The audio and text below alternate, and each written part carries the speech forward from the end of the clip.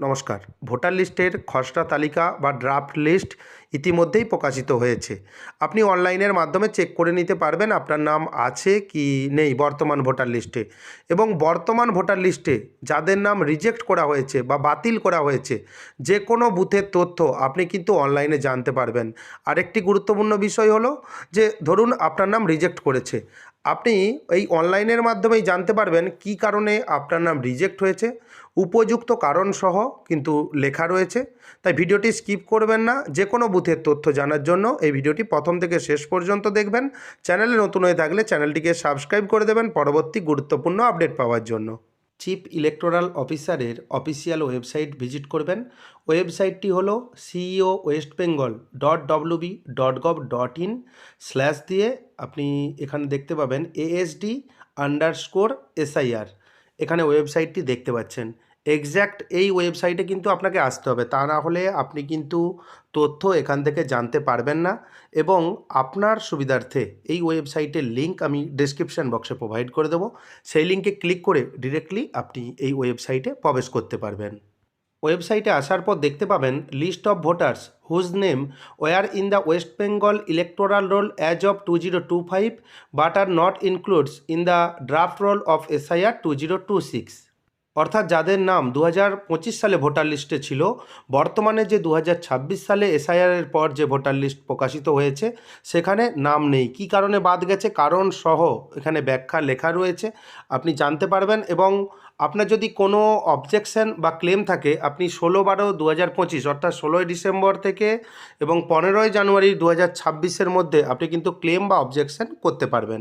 এবং আপনার বুথ বা অন্য যে কোনো বুথের কার নাম বাদ গেছে আপনি কিন্তু জানতে পারবেন। এই অনলাইনের মাধ্যমেই আপনি জানতে পারবেন। এখানে দেখবেন ডিস্ট্রিক্ট, সিলেক্ট ডিস্ট্রিক্ট অপশানে ক্লিক করবেন।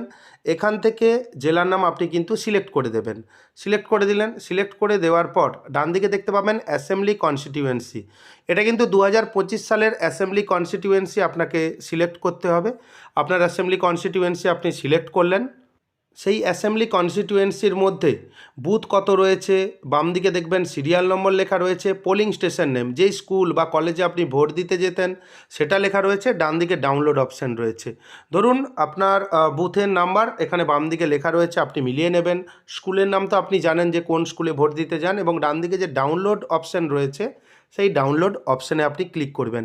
ক্লিক করার পর একটু সময় নেবে, অপেক্ষা করবেন। একটি PDF কপি ডাউনলোড হয়ে গেছে দেখতে পাবেন। আপনি যেই বুথ সিলেক্ট করেছিলেন সেই বুথে কতজনের নাম রিজেক্টেড হয়েছে বা বাতিল হয়েছে এবং তার কারণ সমস্ত তথ্য আপনি এখানে দেখতে পাবেন।